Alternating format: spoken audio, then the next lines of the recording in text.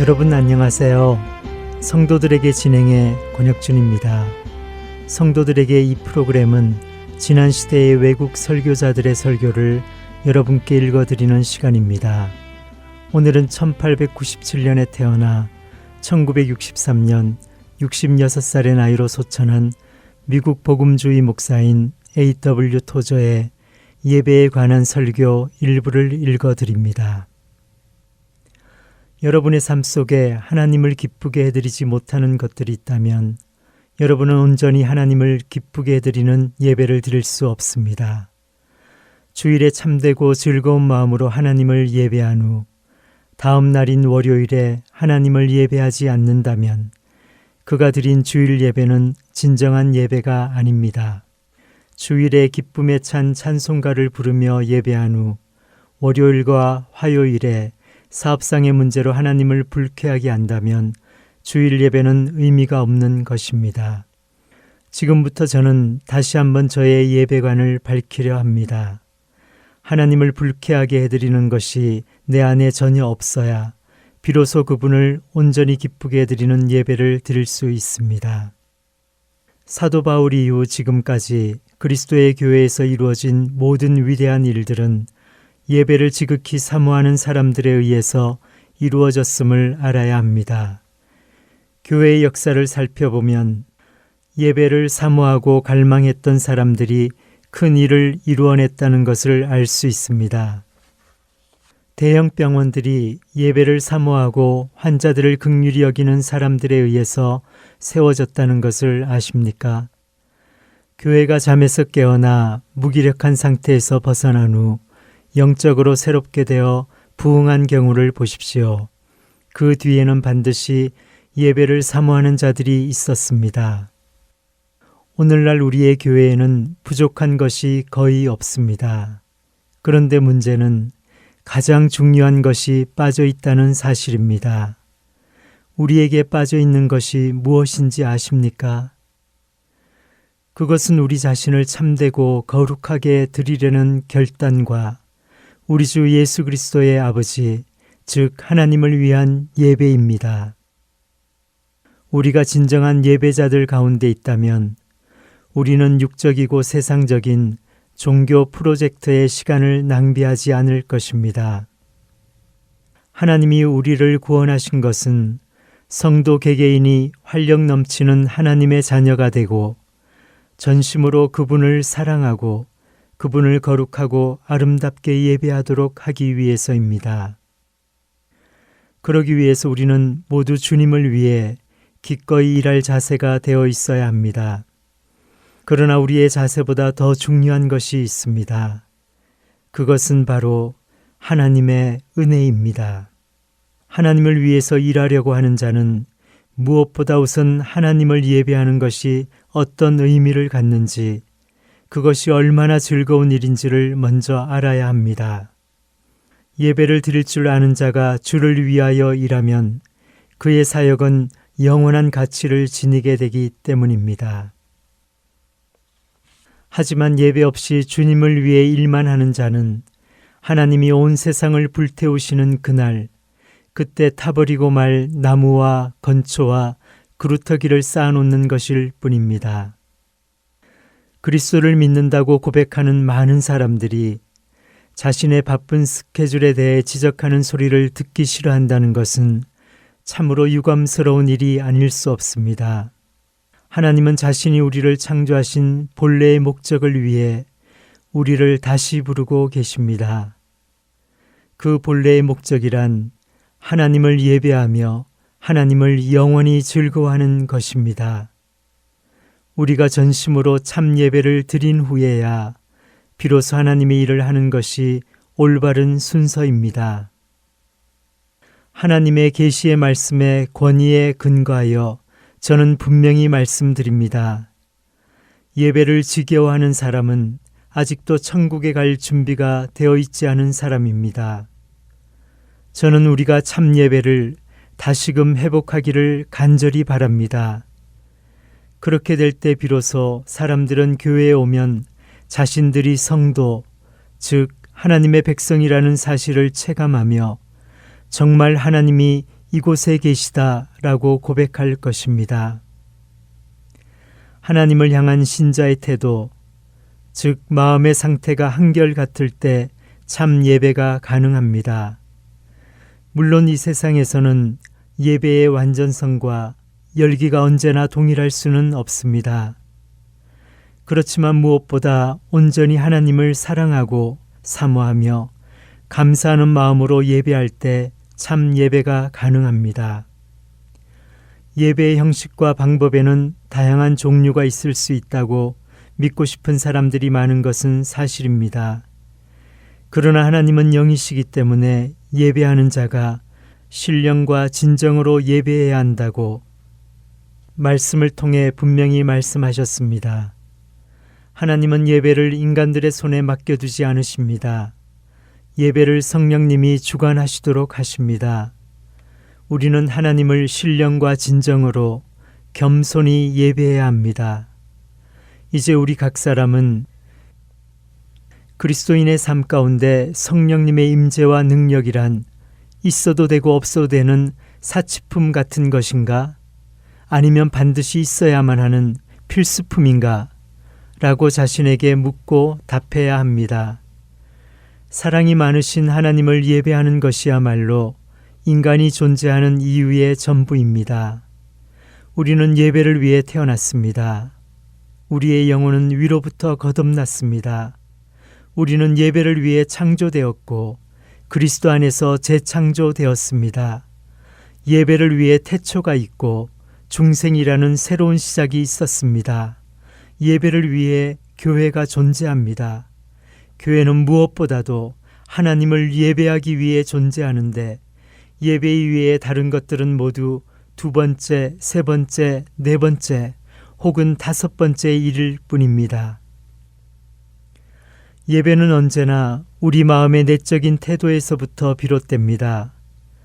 예배에는 정신적, 영적, 감정적인 요소가 포함됩니다. 때로는 깊은 경의와 사랑을 느끼며 예배를 드리기도 합니다. 또 어떤 때에는 상대적으로 경의와 사랑을 덜 느끼며 예배하기도 할 것입니다. 그러나 만일 주님을 참으로 예배하려 한다면 예배에 임하는 우리의 마음 상태와 태도는 언제나 동일해야 합니다. 무엇보다도 참 예배는 우리 주 하나님에 대한 감정입니다.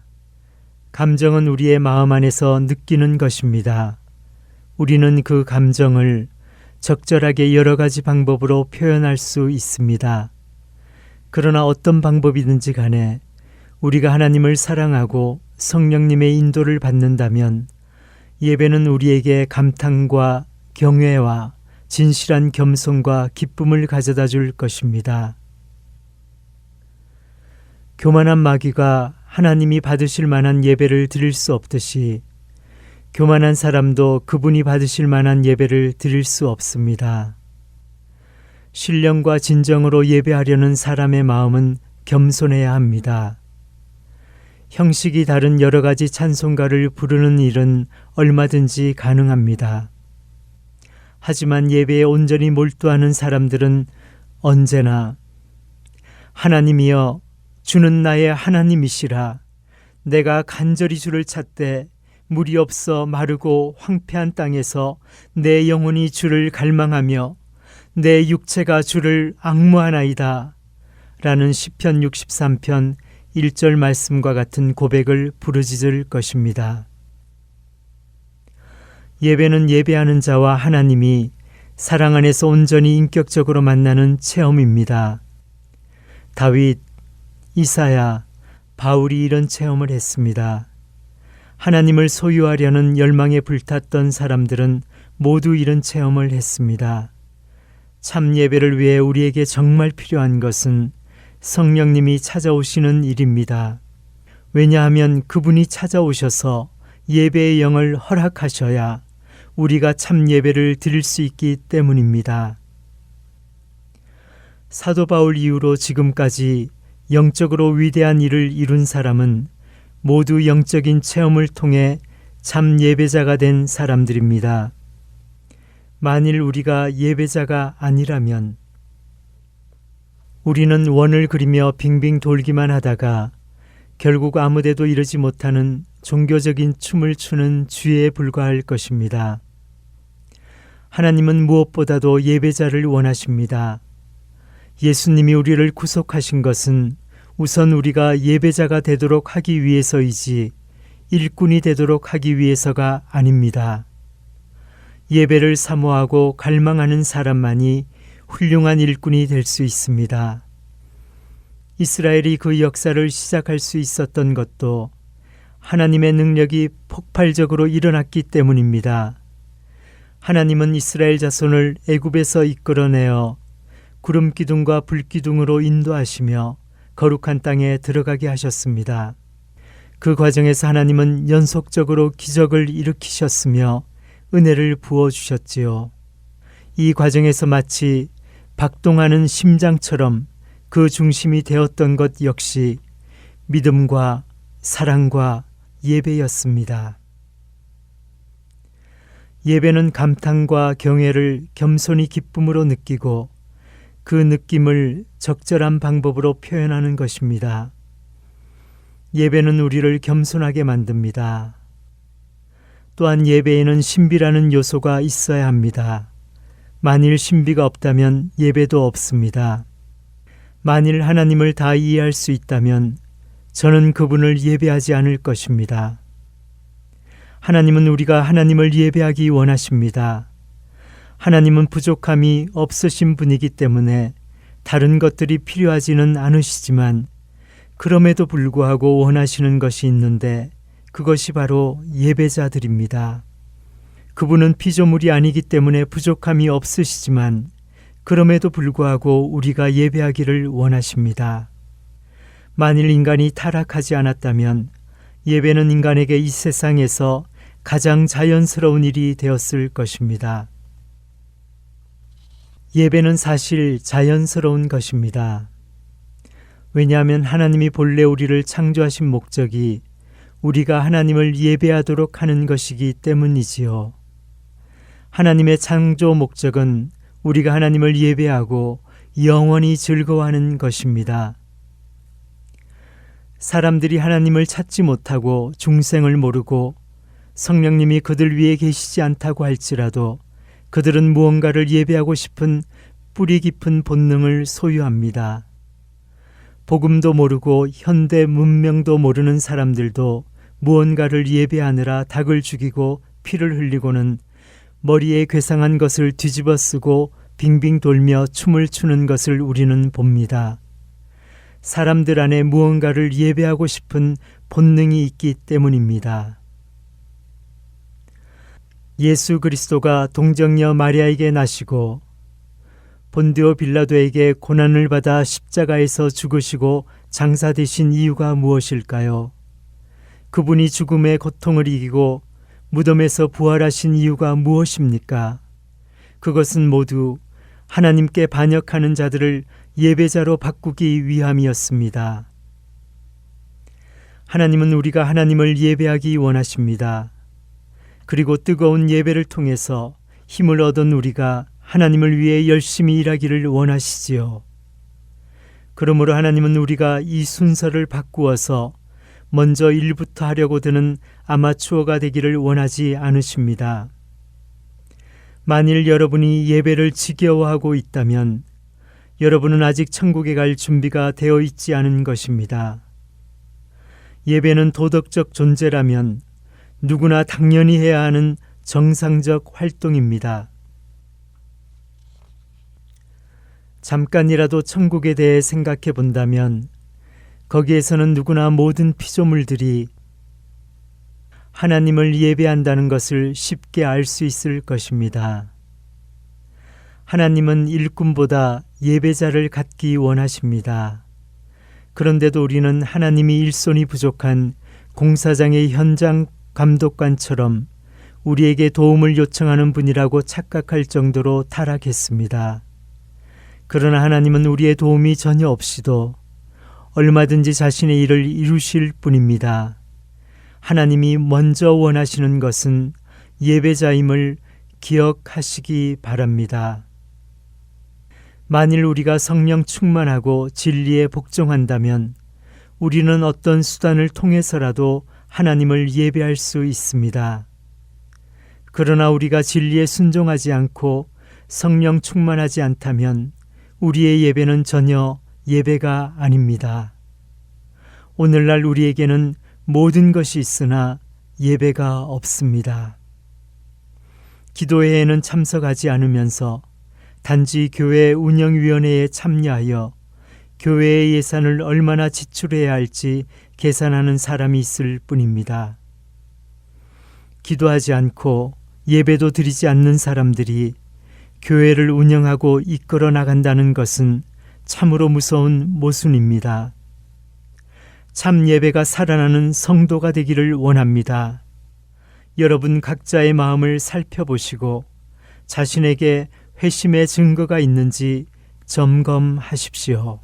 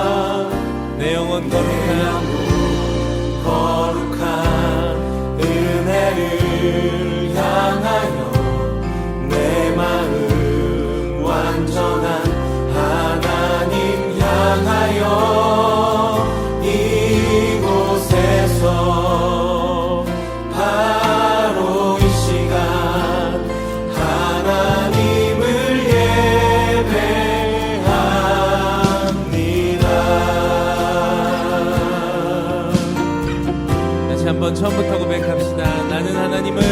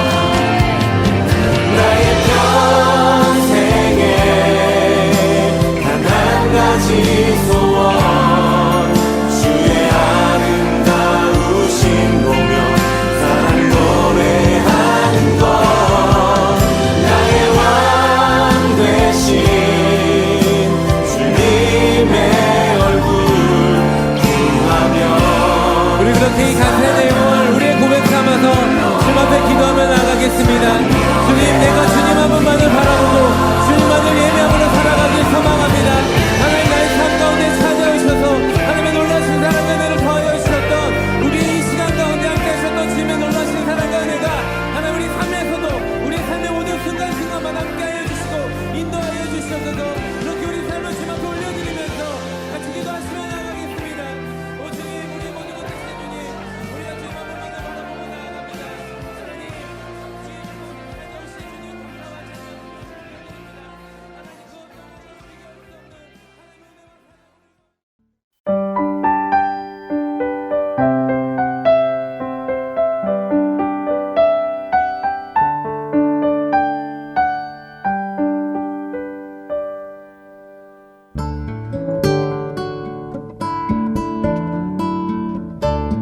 새로 나온 스마트폰 앱 사용해 보셨나요? 다운로드 기능은 물론이며 원하는 프로그램들만 따로 청취할 수도 있습니다. 그리고 하나 더, 스마트폰 1:1 문의 기능도 있다는 것 아시나요?